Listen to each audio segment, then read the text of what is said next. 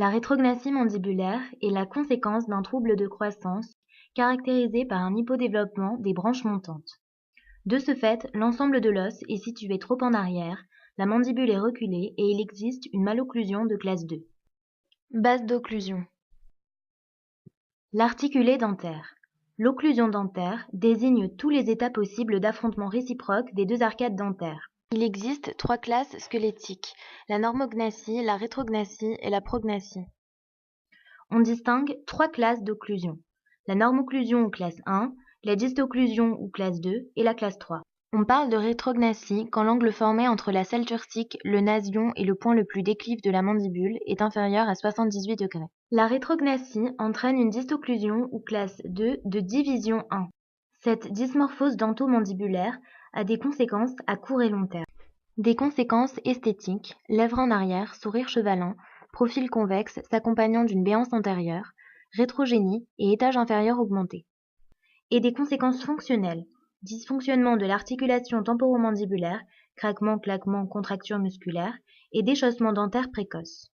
La mandibule, rappel anatomique. C'est un os impair, mobile de la face, constitué d'un corps et de 2 branches qui forment entre eux l'angle mandibulaire. Chaque branche s'articule avec l'os temporal par l'articulation temporomandibulaire et porte à son extrémité supérieure un condyle articulaire et un processus coronaire. La face interne d'une branche montante présente en son centre l'épine de Spix ou l'ingula mandibulaire et en arrière le foramen mandibulaire, duquel part le canal dentaire inférieur.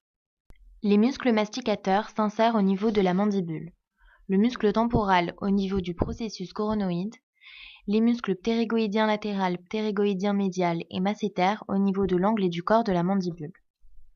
La vascularisation artérielle est assurée par les artères massétérines et alvéolaires inférieures. Le nerf alvéolaire inférieur circule dans ce canal et se dirige obliquement en bas en avant et en sort par le trou mentonnier, situé dans le corps de la mandibule, généralement à hauteur de la 2e prémolaire inférieure. Ce nerf sensitif pur, issu du nerf mandibulaire, lui-même issu du nerf trijumeau, est un élément anatomique primordial à prendre en compte lors de l'opération, que l'on doit à tout prix protéger.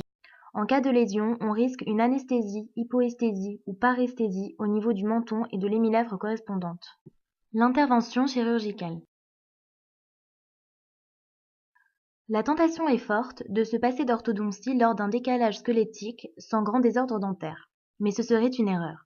L'orthodontie préopératoire est incontournable pour rendre congruentes les 2 arcades et obtenir une bonne occlusion après l'ostéotomie. L'intervention chirurgicale consiste en une ostéotomie sagittale de la branche montante qui induit un clivage sagittal et permet son déplacement antérieur tout en respectant le nerf. Cette ostéotomie sera faite des côtés droit et gauche successivement. L'ostéotomie d'Obwegeiser-Dalpon permet de réaliser une séparation de la branche montante en 2 valves, l'une externe, solidaire de l'articulation temporomandibulaire portant le coronet, l'autre interne, solidaire du pédicule vasculo-nerveux et de l'arcade dentaire. La muqueuse est incisée au bistouri électrique en regard du bord antérieur du coronet. On réalise une incision vestibulaire postérieure sur le versant jugal. La traversée du buccinateur permet d'atteindre aisément le plan osseux, libéré sur son bord antérieur jusqu'au coronet, mais respectant en dehors les insertions massétérines pour préserver la vascularisation de la valve externe. En dedans, la libération sous périostée au-dessus de l'épine de Spix expose sous le feuillet périosté le pédicule alvéolaire inférieur. La procédure commence avec 3 corticotomies faites à la fraise boule et à la scie sagittale. La première coupe est faite sur la face interne de la branche montante, quelques millimètres au-dessus de l'épine de Spix. La deuxième est sagittale, poursuivant la corticotomie suspigienne le long du bord antérieur de la branche montante jusqu'à l'aplomb de la face distale de la première molaire. La troisième corticotomie est externe, à direction verticale, au niveau de la première ou deuxième molaire, perpendiculaire au bord basilaire.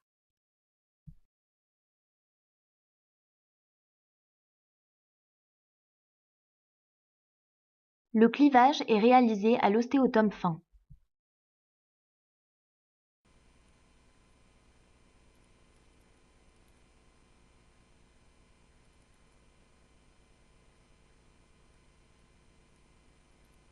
L'écartement des valves permet la visualisation du nerf alvéolaire inférieur que l'on protège. L'ostéotomie se poursuit en arrière du nerf, franchissant le bord postérieur et libérant les deux valves osseuses. Après le clivage, on va pouvoir mobiliser le segment denté et modifier l'occlusion.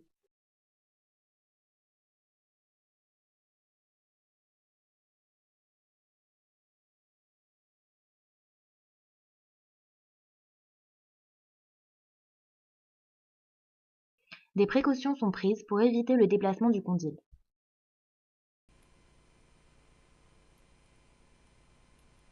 Enfin, l'ostéosynthèse est réalisée avec un vissage bicortical ou une plaque vissée à la corticale externe pour les avancées de longue portée.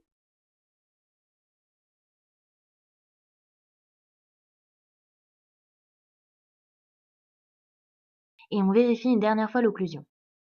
Epker modifie cette ostéotomie. La première corticotomie n'est pas suspigienne, mais se réalise au contraire à la hauteur de l'épine de Spix. C'est le canal dentaire inférieur qui sert de plan de clivage. L'intervention peut éventuellement être complétée par une génioplastie.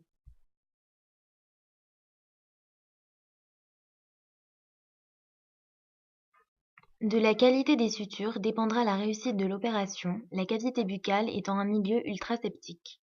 La phase post-chirurgicale est également très importante.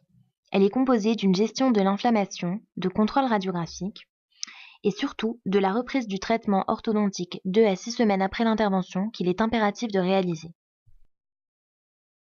La chirurgie de la rétrognathy propose donc de répondre à un double objectif: esthétique en améliorant l'harmonie globale du visage, fonctionnel en préservant l'avenir des articulations, des dents et en améliorant la respiration et la mastication.